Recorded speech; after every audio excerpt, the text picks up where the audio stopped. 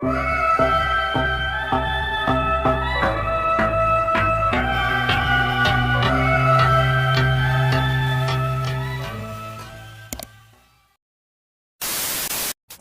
guys! Welcome back to my channel! So for today's video, gagawa po tayo ng panibagong makeup tutorial.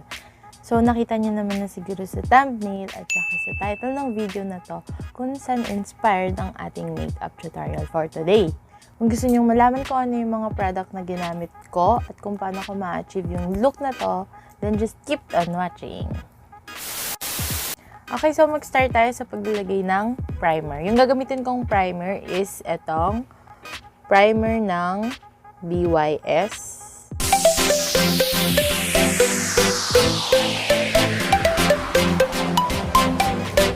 And so, after natin maglagay ng face primer, proceed na tayo sa paglalagay ng foundation. So, yung gagamitin kong foundation is from Maybelline Super Stay 24 Hours Full Coverage Foundation in the shade 120 Classic Ivory.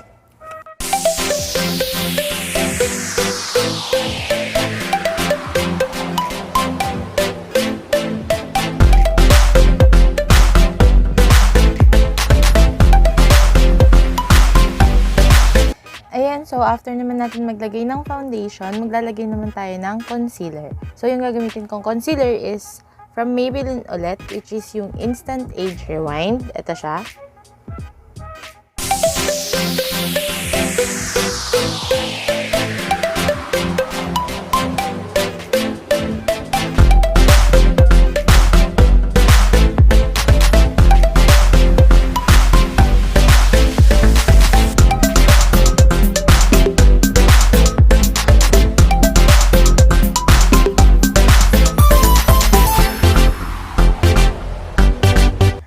So, after ko naman maglagay ng concealer, magbe-bake naman na tayo ng face natin. So, ang gagamitin kong pang bake is yung Nichido. Ayan.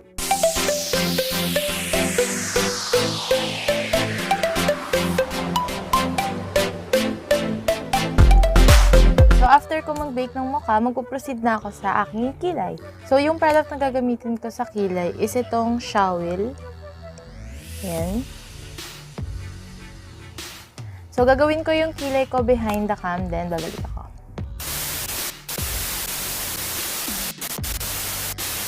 Okay, so guys, tapos na ako magkilay. It's time para mag-contour. So, yung gagamitin kong contour is manggagaling sa Little Makeover Contour and Blush Palette. So, itong shade na to yung gagamitin ko.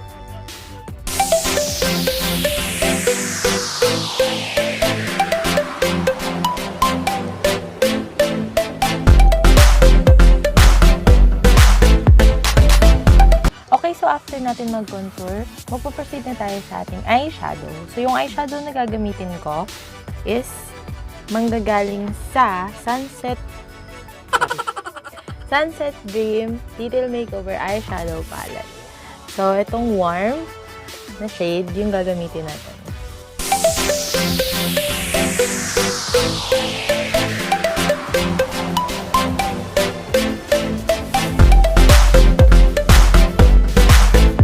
Okay, so after natin sa base, maglalagay naman ako ng shade na Blaze dito banda sa outer part ng eyelid natin.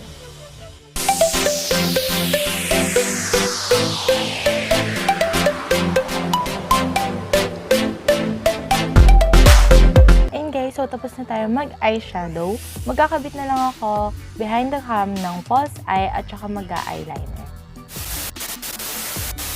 And guys, so tapos na ako magkabit ng false eye at saka eyeliner. It's time para mag-blush. Okay, so yung gagamitin kong shade is itong warm.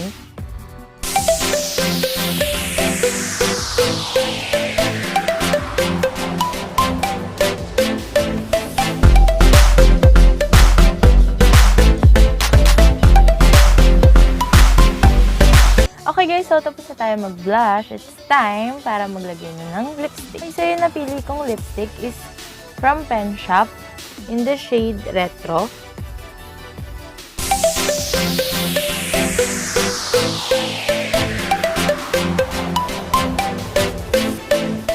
so after natin maglagay ng lipstick, it's time para mag-highlighter. So, yung gagamitin kong highlighter is manggagaling ulit sa Contour and Blush palette ng Detail Makeover. So, eto.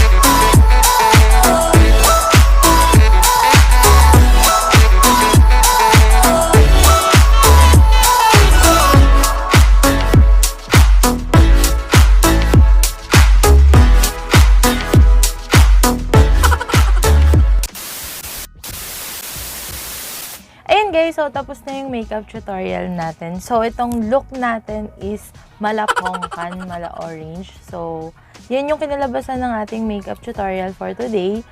Thank you guys for watching. And kung nagustuhan nyo yung video na to, please give it a thumbs up. And don't forget to subscribe at i-click ang notification bell button para ma-update kayo sa mga susunod ko pa na video. Thank you guys! Bye-bye!